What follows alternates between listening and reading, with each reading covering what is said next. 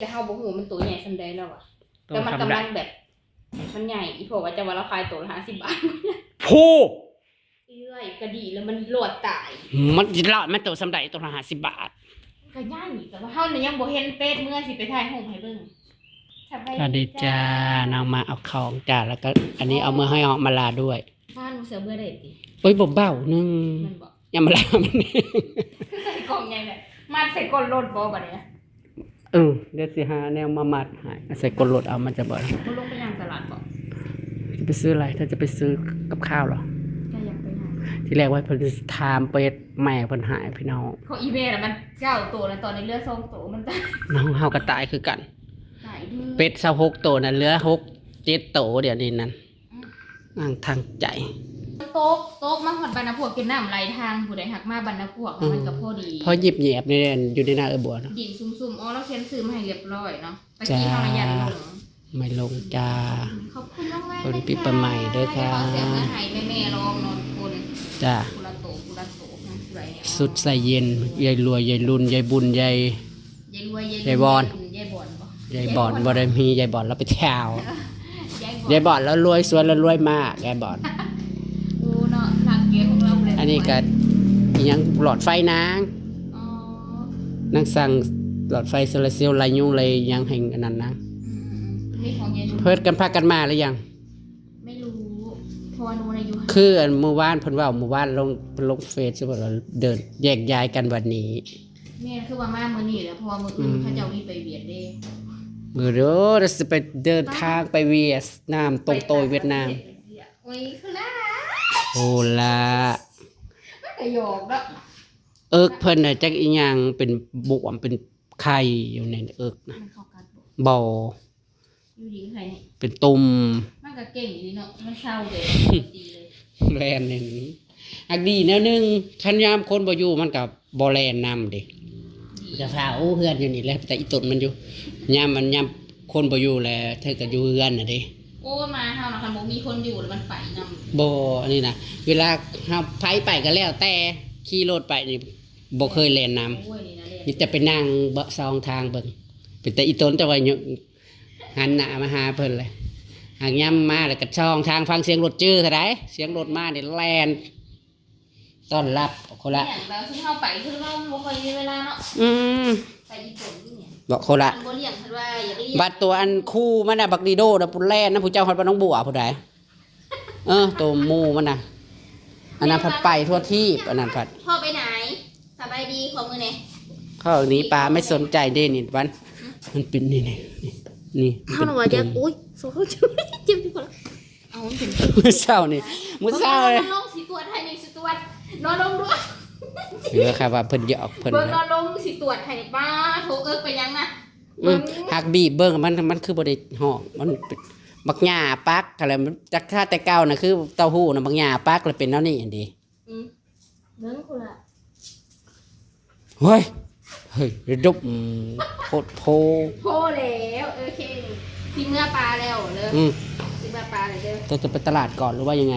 แม่ว่าอยากลงไปย่างตลาดมีเอาเครื่องนำอยู่แล้วสิแก้ไปเลยบ่เลยเนาะมาจากเอาซะว่ายังไงมาจากเอาซะไปตลาดก่อนให้ฉันไปน้ำอยู่บ่ฉันคือเมื่อยจะเมื่อยบ่มันไปเจ้าไปก็ซะฝนมาระบาดนี่โหล้มผูกเครื่องจังตกแล้วก็อยากล้มอยากแหลกเด้อลมเอ้ยลมสีตกห้ามสาวันแหละนี่นะแต่ว่าหากทางบ้านเพิ่นน่ะมันตกมาแหละใครอยู่ดอกมันไปทางนี้พี่น้องเลย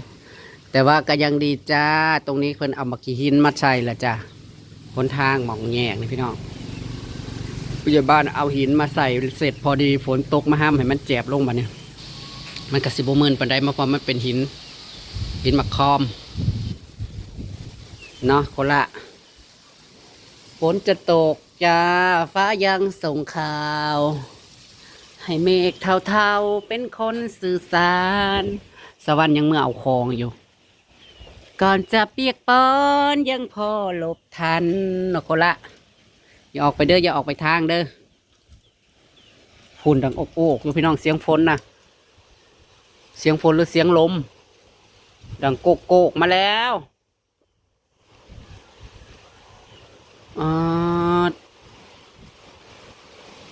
ล้มบ่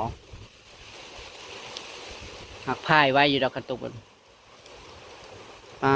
ผมมาแล้วขาวจันพานมาเลยสิถือคอยอยู่บ้านนี่นะถึงน้อยนึงขันล้มแบบนี้ไปไว้อยู่มาแล้วขอรถขับมาไหม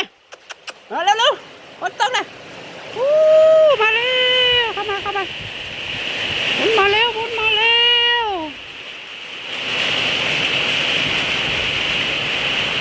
อย่างแรงเลยฝนตกแดนจ้ะหนูวันสัมนี้เหรอตกนิดเดียวเพราะว่าผมมันเอียนไปพูเมื่อน้องวัดนาป่งไปเลยสัมพันธ์แล้วมันจะดีไหมฝนห้ามบ่อนะเข้ามาไหนก่อนโง่กับฝนมันน่ะเอาเข้ามาอันนี้อยู่ไหนพี่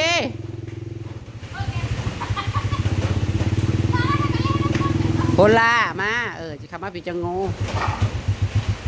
ฝนห้ามไหม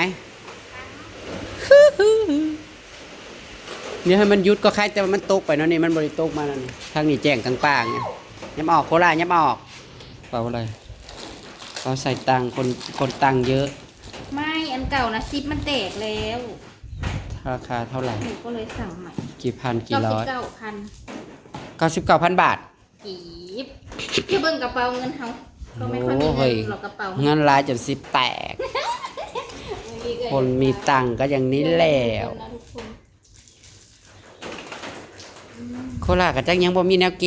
ณฑ์ม่นอยู่เย็นข่อยกะแก้บ่ได้มันน่ะกระดมอยู่อยากให้มึงว่าวได้เนาะโคราชนี่คนเฒ่าเลยเนาะแม่ใส่หัวไม่เหมาะสมนะเธอเรียกสีแบบมันเป็นแบบลายน้อยเหมาะกับยายรุ่นเลยโอเคค่ะเดี๋ยวให้แม่ใส่แล้วกันนะคะอยู่ดีก็ได้กระเป๋าเงินอะไรยายรุ่นวะให้สีมัดคล้องให้นางกันอยู่ดีแสดงให้แม่เฉยถ้าเขาเป็นเนี่ยมันแย่มันบ่มีฝนบ้าโหเดี๋ยวมัดมึงมาจับโหขาดตีไข่ครัวจะมัดยังไงพอมันอยู่พอมันอยู่พอข้างบนขี่รถไฟสั่นน้ำมันทางลงไปแกะนั่นมาล่าเหรอแล้วก็นั่นเองแล้วเลยขายาวเนาะไม่จะเพิ่งขาเขาดิขาเอากล้องไปตั้งไว้กับบนเทิงกล้องแล้วทำมาทำนี่เลยเนาะทำมันอยู่อยู่บนย้อย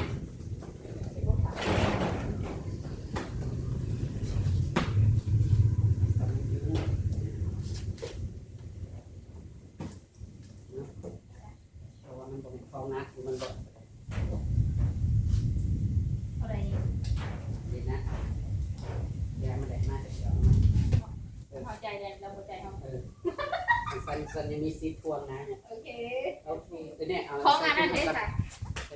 ตัวนี้เดสข้าวฝากเท่าไหร่ข้าวมีเดสสันเมิดลิตรยาวิตามินอีกแล้วสันสิไปซีดวิตามินหรือคันอีกแล้วนี่เป็นน้ำเหลืองน้ำเหลืองกินข้าวบ่แซ่บนอนบ่หลับ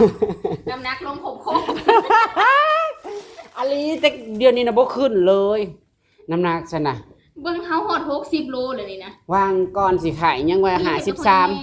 54จึงมาเลยแบบมาไข่มานี่51อยู่หันกินข้าวกับบนแซ่